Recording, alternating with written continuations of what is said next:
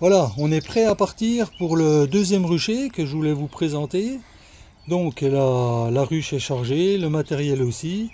On est parti et on se revoit sur le terrain.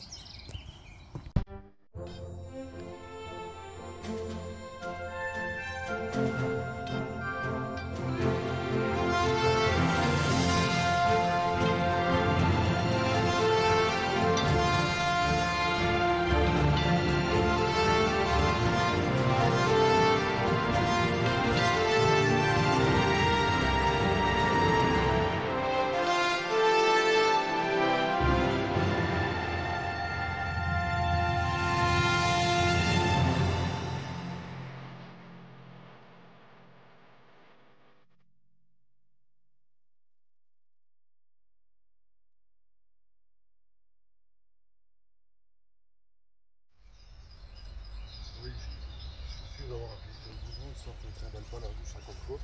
Je vais essayer de revenir.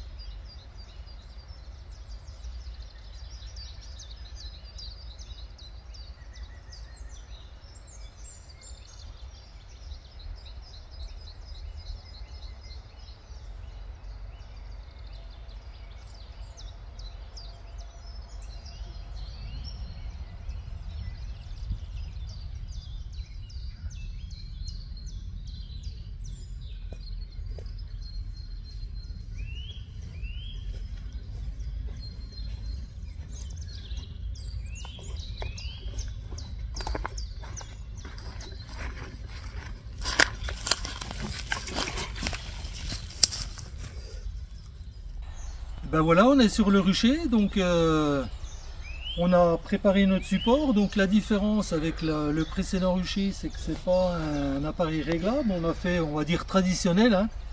Deux plots, des madriers, et on met tout ça de niveau, légèrement incliné vers l'avant, et on y pose notre ruche.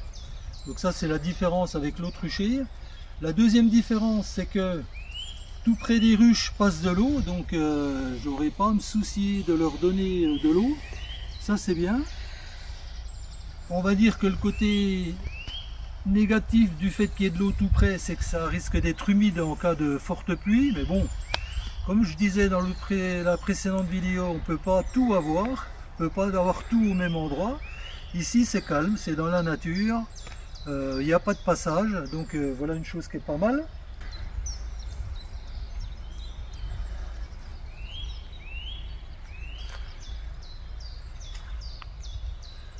Donc comme vous pouvez le voir, on est à l'orée d'un bois. Là, j'ai le soleil dans les yeux, hein. Le sud est en face de moi.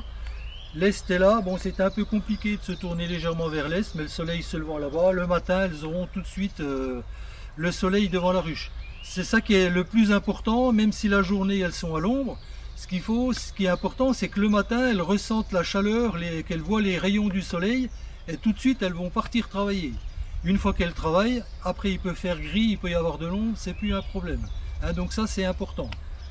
Voilà, et maintenant, on va faire encore deux choses. On va installer notre pancarte, toujours, défense, attention abeilles. Et puis mettre 2-3 pièges à frelons asiatiques, comme c'est le moment de piéger. On verra si dans le coin, il y a des frelons ou pas. Allez, c'est parti.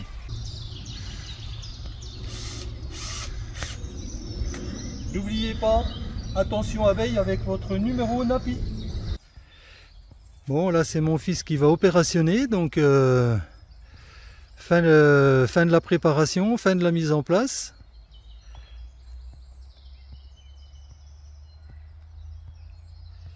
Il a insisté pour faire l'ouverture, donc je laisse faire. Alors, on va enlever les sangles. Bon, il y en a qui les laissent plutôt qu'une pierre par-dessus, c'est pas bête non plus, je trouve. Je réfléchis à cette éventualité-là. On est quitte de porter une pierre, en remettre sur l'autre pour ceux qui ont beaucoup de ruches. Ça peut être intéressant d'avoir plutôt une lanière que vous ne défaites pas au moment où vous la mettez sur le côté. C'est un choix. Le plateau, tu veux l'enlever? Ouais, on peut enlever le plateau. Ouais. Je l'avais mis au cas où il y a une abeille qui passe par le plancher, on sait jamais.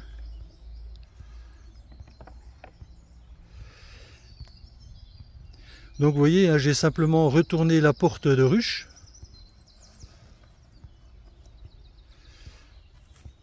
Dessous c'est aéré. Bon, il y avait le plateau qui est percé, hein, pour éventuellement retenir des abeilles qui seraient passées par le plancher. J'apporterai bien un peu de feu en tombant à l'eau, mais je vais éviter.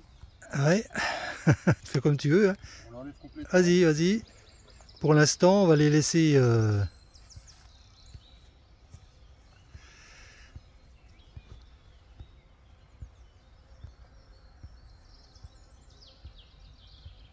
Donc là, elles sont sorties.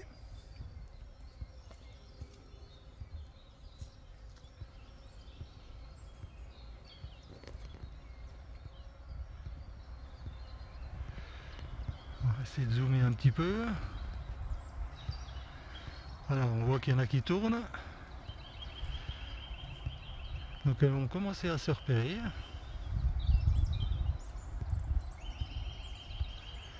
Bon, faut pas s'inquiéter, hein, elles se précipitent pas forcément dehors, hein, mais vous voyez, ça commence à sortir tranquillement.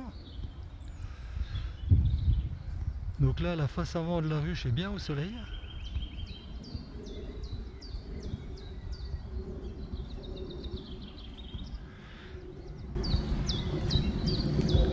Allez, on va attendre un petit peu. On va remettre la porte dans le bon sens. Enfin, oui, on va remettre la porte et puis on va voir comment elle se comporte devant.